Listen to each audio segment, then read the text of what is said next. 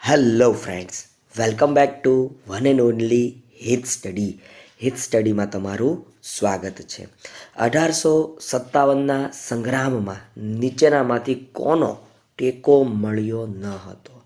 તો ભાઈ, પહેલો જે શિક્ષિત વર્ગ હતો એનો ટેકો નહોતો મળ્યો. પછી શીખ લોકોનો પણ ટેકો નહોતો મળ્યો. અને અંતે ગુરખાઓએ પણ 1857ના જે વિપ્લવની વાત છે, 1857ના સંગ્રામની વાત છે ભાઈ, એમાં આ ત્રણ લોકો દ્વારા ભાઈ ટેકો જાહેર કરવામાં નહોતો આવ્યો.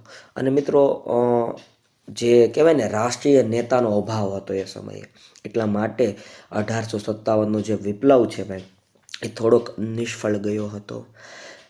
આગળના ક્વેશ્ચન તરફ વધતા પહેલાં તમને કહી દઉં કે ભાઈ, હિત સ્ટડી યુટ્યુબ ચેનલ ઉપર એનસીઆરટી જીસીઆરટીની પ્રશ્નોની સિરીઝ શરૂ થઈ ગઈ છે. તમે આની પહેલાંના વિડીયો ન જોયા હોય તો ભાઈ એ અવશ્ય જોઈ લેજો. નીચે ડિસ્ક્રિપ્શનમાં લિંક આપેલી હશે, અથવા તો ઉપર તમને આઈ બટનમાં પણ લિંક આપેલી જોવા મળશે. પછીનો સવાલ કંઈક આવો છે કે ઈસવીસન 1857માં સ્વાતંત્ર્ય સંગ્રામ શરૂ કરવા માટે કયો દિવસ નક્કી કરવામાં આવ્યો હતો? ભાઈ, 1857નો સંગ્રામ શરૂ કરવા માટે 31 મે 1857 આ તારીખ નક્કી કરવામાં આવી હતી. પણ આ તારીખ પહેલાં જથી ભાઈ આ 1857નો વિપ્લવ શરૂ થઈ ગયો હતો ભાઈ. સ્વાતંત્ર્ય સંગ્રામના કયા નેતાએ પોતે જ પોતાની તલવારથી હાથને કોણીમાંથી કાપીને ગંગા નદીમાં પધરાવી દીધો હતો ભાઈ? આવ્યા સાહસ કરનારા એ વખતના નેતાઓ હતા ભાઈ. એ વખત નામ તો આપણા શૂરવીર હતા ભાઈ. સ્વાતંત્ર્ય સંગ્રામ દરમિયાન કુંવરસિંહે ભાઈ, કોણે ભાઈ? કુંવરસિંહે ભાઈ. કુંવરસિંહે પોતાનો જ હાથ પોતાની જ તલવારથી કાપીને ભાઈ ગંગા નદીમાં પધરાવી દીધો હતો. કારણ કે ઝેરનું પ્રસરણ વધારે થતું હતું ભાઈ. એમને ગોળી વાગી હતી અને ઝેરનું પ્રસરણ થતું હતું. એ અટકાવવા માટે એણે પોતાની તલવાર વડે હાથ કાપીને પોતાનો હાથ ગંગા નદીમાં પધરાવી દીધો હતો ભાઈ. એવા હતા આપણા સ્વતંત્ર સેનાની કુંવરસિંહની અહીંયા વાત છે ભાઈ. અંગ્રેજ લશ્કરના તોપમારાથી બેટ દ્વારકાના કિલ્લાને બચાવવા કોણે અદ્વિતીય કામ કર્યું હતું? તો ભાઈ, અંગ્રેજ લશ્કરના તોપમારામાંથી બેટ દ્વારકાને જે કિલ્લો છે એને બચાવવા માટે ભાઈ વાઘેર જાતિની સ્ત્રીઓએ ખૂબ જ ભાઈ સાહસિક કામ કર્યું હતું ભાઈ. ગોદડાઓ લઈને ભાઈ, એટલે આ ગોદડાઓ લઈને આ લોકો જે બોમ્બ ફેંકતા એને ભાઈ શું કહેવાય, ડામી દેતા ભાઈ, બરાબર ને? આવી પરિસ્થિતિ હતી ભાઈ. વાઘેર સ્ત્રીઓએ ભાઈ એમાં અદ્વિતીય સ્થાન, મતલબ કે અદ્વિતીય કામ કર્યું હતું. આગળ વધીએ. 1857 ખાનપુરમાં કયા આગેવાને ભાગ લીધો હતો? તો ભાઈ, ખાનપુરમાં કયા આગેવાને? ઠાકોર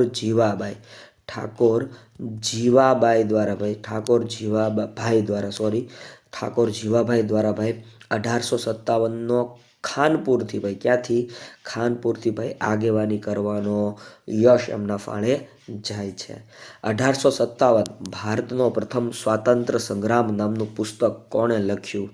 તો વિનાયક દામોદર સાવરકર, એટલે કે વીર સાવરકરે ભાઈ. વિનાયક દામોદર સાવરકરે ભાઈ, વીર સાવરકરે 1857 ભારતનો પ્રથમ સ્વાતંત્ર્ય સંગ્રામ નામનું એ પુસ્તક એણે લખેલું છે ભાઈ, વીર સાવરકરે. અંગ્રેજો 1857ના સંગ્રામને ચળવળનું કેવું સ્વરૂપ માનતા હતા? માત્ર એક સૈનિક વિદ્રોહના સ્વરૂપમાં તેઓ જોતા હતા ભાઈ. અંગ્રેજો 1857ના સંગ્રામને માત્ર ને માત્ર એક સૈનિકો દ્વારા કરવામાં આવેલો વિદ્રોહના નામથી લોકો જોતા હતા.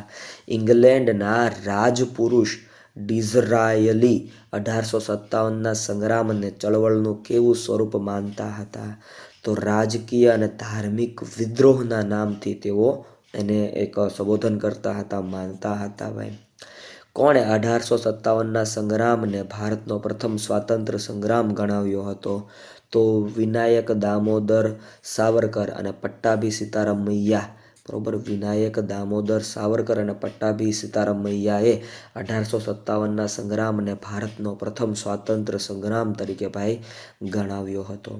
કોણે 1857ના સંગ્રામને સ્વાતંત્ર્ય સંગ્રામની ઉપમા આપી હતી? તો ડૉક્ટર સેન દ્વારા ભાઈ ડૉક્ટર સેન દ્વારા 1857ના સંગ્રામને સ્વાતંત્ર્ય સંગ્રામની ભાઈ હું આપી હતી? ઉપમા આપી હતી.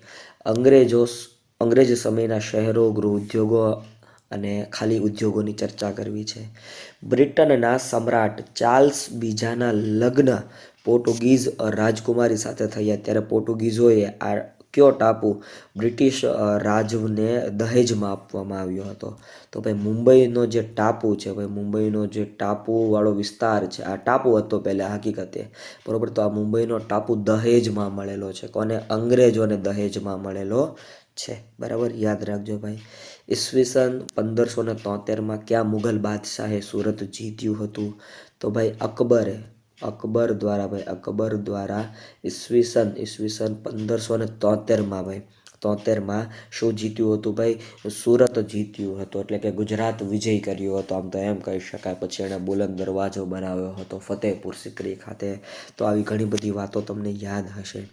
ઈસવીસન 1640માં અંગ્રેજોએ કયા શહેરમાં કોટ અથવા તો તમે જેને ફોર્ટ કહો છો, બરાબર ને, હું તો વારંવાર એને ફોર્ટ જ કહું છું, કોટ જ કહું છું, સોરી.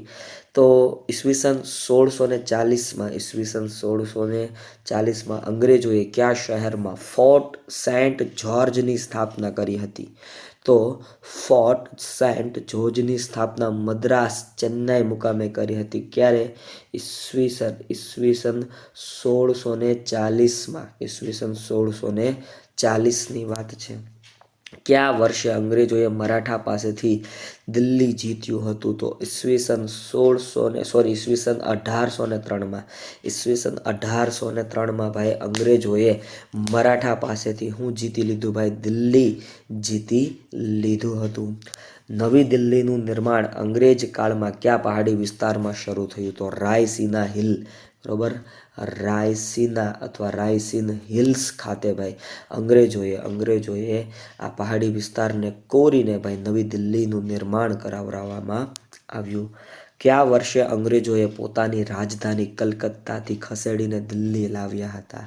ઈસવીસન 1911માં જ્યોર્જ પંચમ નામનો અંગ્રેજ રાજકુમાર ભારતની મુલાકાતે આવ્યો અને એના માનમાં આપણે જે કોલકાતા ખાતે જે કામગીરી ચાલતી હતી બધી ખસેડીને દિલ્હી ખાતે ભાઈ કામગીરીને લાવી નાખવામાં આવી હતી ભાઈ. અને એમની યાદમાં, એમના માનમાં જનગણ મન પણ ગીત ગવાયું હતું, વંદે માતરમ. આ ઘણી બધી ભાઈ વસ્તુઓની વાત છે. તમને ઇતિહાસની થોડીક વધારે માહિતી આવનારી વિડીયો સિરીઝમાં તમને અવશ્યથી આપીશ.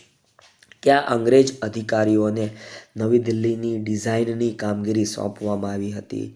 તો એડવર્ડ લુટિયન્સ અને હર્બર્ટ બેકર, બરાબર. એડવર્ડ લુટિયન્સ અને હર્બર્ટ બેકર, આ બંને નામ યાદ રાખજો ભાઈ. નવી દિલ્હીના ડિઝાઇન કરતા છે ભાઈ હર્બર્ટ બેકર, તો વારંવાર પૂછાઈ ગયેલું છે, પણ એડવર્ડ લુટિયન્સ પણ પૂછાઈ શકે એવું છે. લાલ કિલ્લો, ચાંદની ચોક, ફૈઝા બજાર, જામા મસ્જિદ વગેરે જેવા સ્થાપત્યો કયા શહેરમાં આવેલા છે? તો આ બધા સ્થાપત્યો ભાઈ દિલ્હી, બરાબર. પરિંદો કા શહેર દિલ્હી, ત્યાં બધું આવેલું છે. ભારતમાં ઔદ્યોગિક ક્રાંતિની શરૂઆત કયા ઉદ્યોગથી થઈ? ભારતની ઔદ્યોગિક ક્રાંતિની શરૂઆત કાપડ ઉદ્યોગથી થઈ ભાઈ. ક્યાંથી થઈ ભાઈ? કાપડ ઉદ્યોગથી ભાઈ આ ભારતમાં ઔદ્યોગિક ક્રાંતિની શરૂઆત થઈ. ભારતમાં ઈસવીસન 1854માં કયા શહેરમાં સૌપ્રથમ કાપડની મિલ શરૂ થઈ? તો મુંબઈ મુકામે ભાઈ. કઈ જગ્યાએ ભાઈ? મુંબઈ મુકામે સૌપ્રથમ ભાઈ કાપડની મિલ શરૂ કરવામાં આવી. 30 મે 1861માં કોણે અમદાવાદમાં સૌપ્રથમ સુતરાઉ કાપડની મિલની સ્થાપના કરી? તો રણછોડલાલ છોટાલાલ રેટિયોવાળાએ. ફરીવાર 30 મે 1861માં અમદાવાદમાં સૌપ્રથમ સુતરાઉ કાપડની મિલની સ્થાપના કરનાર રણછોડલાલ છોટાલાલભાઈ રેટિયોવાળા. છોટાલાલભાઈ રેટિયોવાળા, યાદ રાખજો ભાઈ. ઈસવીસન 1867માં કોણે અમદાવાદમાં બીજી સુતરાઉ કાપડ મિલની સ્થાપના કરી? તો બેચરદાસ લશ્કરી દ્વારા ભાઈ આ કામગીરી હાથ ધરવામાં આવી હતી. કયા શહેરને ભારતનું માન્ચેસ્ટર તરીકે ઓળખવામાં આવે છે? તો અમદાવાદ ભાઈ. અમદાવાદ છે ને એ ભારતનું શું છે ભાઈ?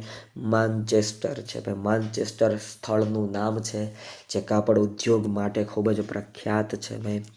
દક્ષિણ ભારતના કયા શહેરોમાં કાપડ ઉદ્યોગોનો વિકાસ થયો છે?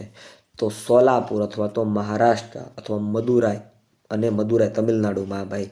દક્ષિણ ભારતના કયા શહેરોમાં કાપડ ઉદ્યોગનો વિકાસ થયો છે? તો સોલાપુર એટલે કે મહારાષ્ટ્ર અને મદુરાઈ એટલે કે તમિલનાડુમાં એનો વિકાસ થયો છે. ભારતમાં સૌપ્રથમ લોખંડનું કારખાનું ક્યાં અને કોણે સ્થાપ્યું હતું? તો ચાકસી એટલે કે જમશેદપુરમાં તમને ખબર હશે ભાઈ, જમશેદજી તાતા દ્વારા ભાઈ સૌપ્રથમ જમશેદપુરમાં લોખંડનું કારખાનું સ્થાપ્યું હતું. મિત્રો વિડીયો ગમ્યો હોય એક લાઈક કરી દો, શેર કરી દો, કમેન્ટ સેક્શનમાં કમેન્ટ કરી દો ભાઈ આવા ને આવા વિડીયો જોવા માટે.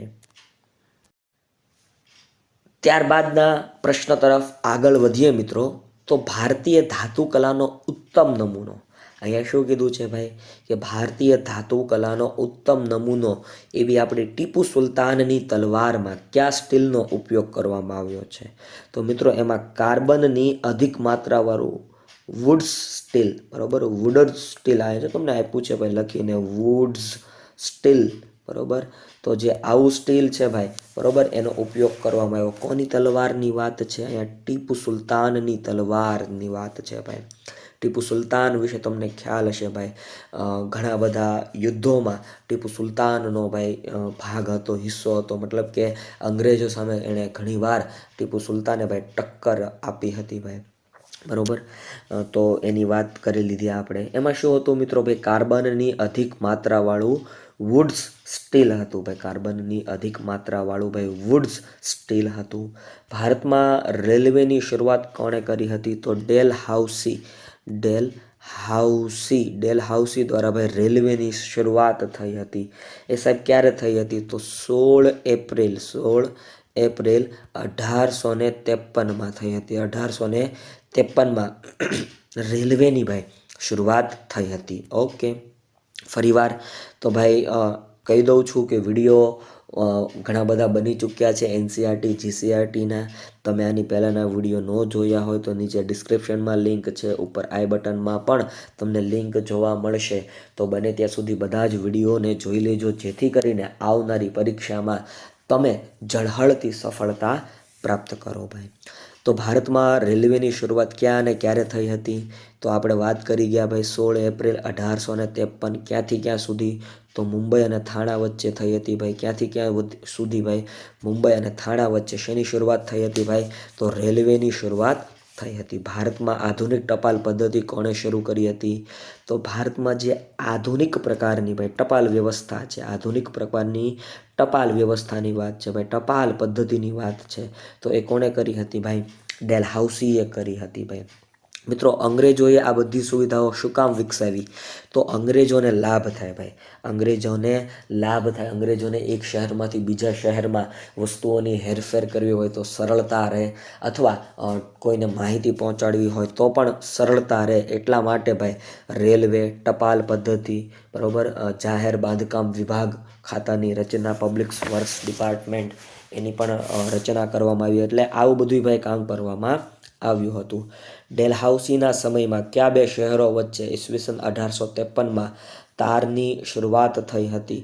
તો કલકત્તાથી પેશાવર અને મુંબઈથી મદ્રાસ, બરાબર. ફરીવાર ડેલહાઉસીના સમયમાં કયા બે શહેરો વચ્ચે ઈસવીસન 1853માં તારની શરૂઆત થઈ હતી?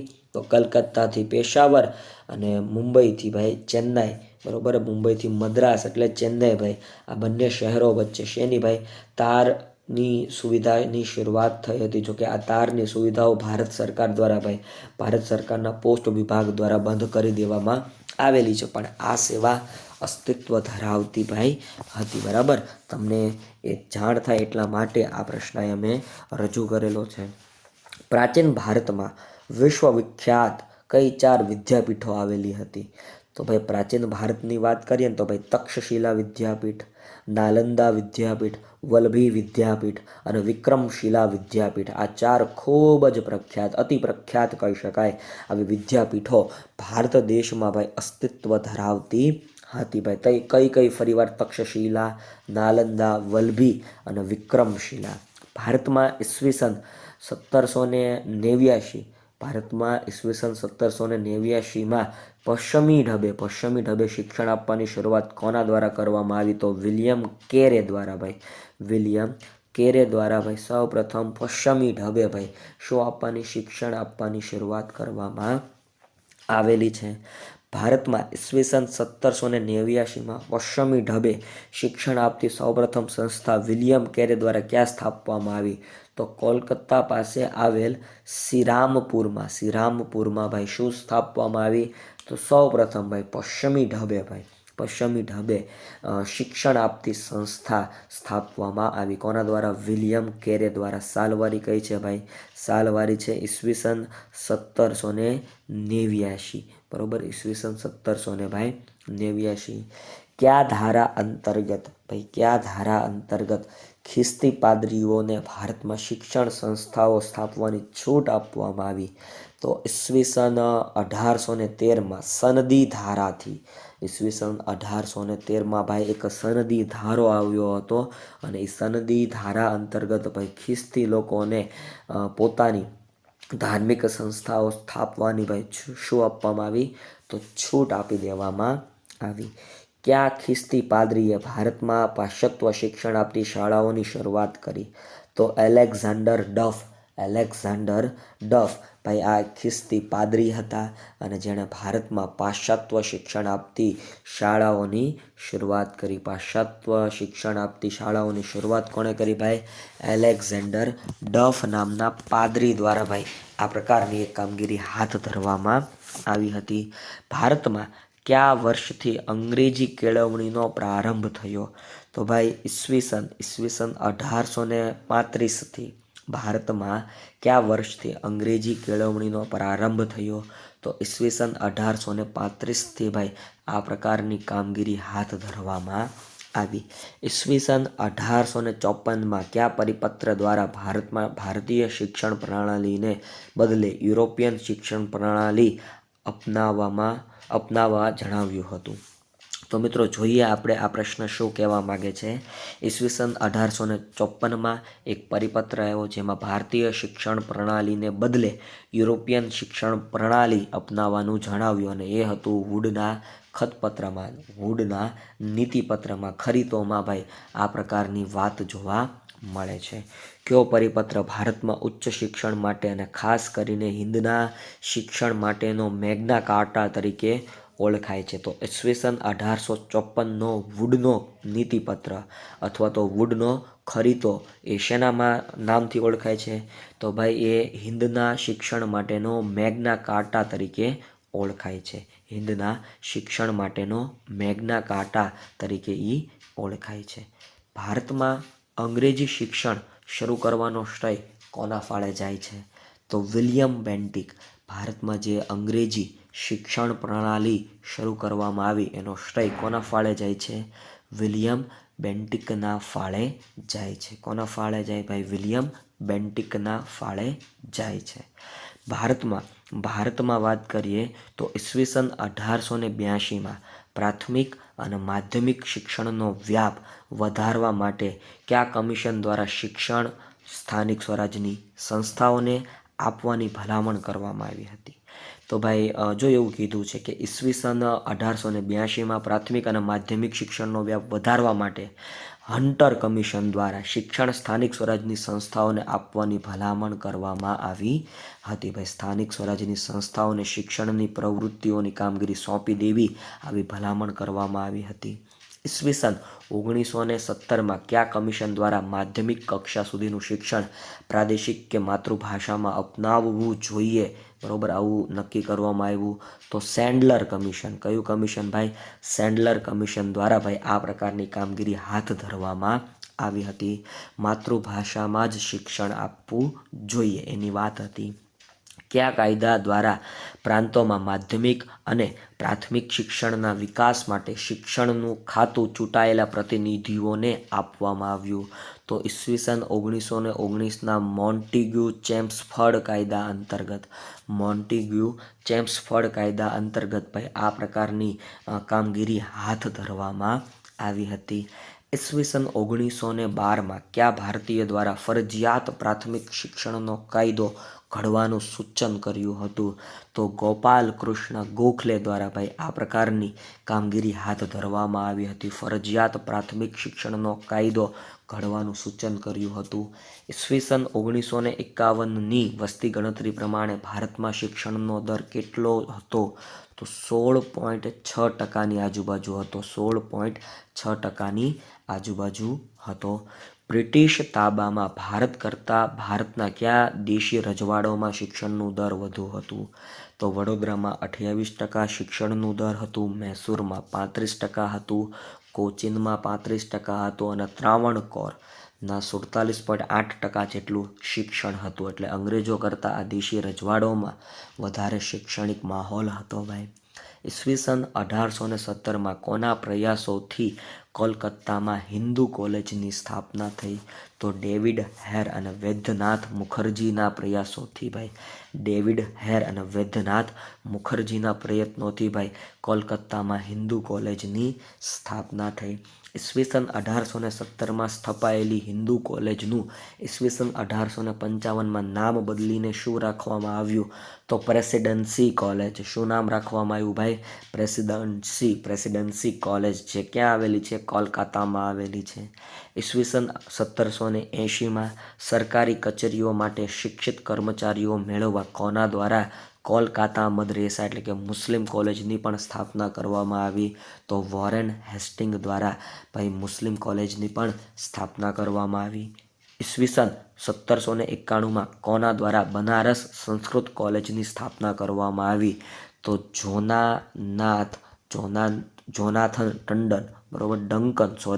જોનાથન ડંકન દ્વારા ભાઈ બનારસ સંસ્કૃત કોલેજની સ્થાપના કરવામાં આવી. ઈસવીસન 1823માં કોના દ્વારા કોલકાતામાં સંસ્કૃત કોલેજની સ્થાપના કરવામાં આવી? તો એમ હર્સ્ટ, આમ તો એમ વચાય તો એમના દ્વારા ભાઈ સંસ્કૃત કોલેજની પણ સ્થાપના કોલકાતામાં કરવામાં આવી. તો આવા સવાલો પૂછાઈ શકે આવનારી એક્ઝામમાં. વિડીયો ગમે તો લાઈક કરો, શેર કરો, કમેન્ટ સેક્શનમાં કમેન્ટ કરો.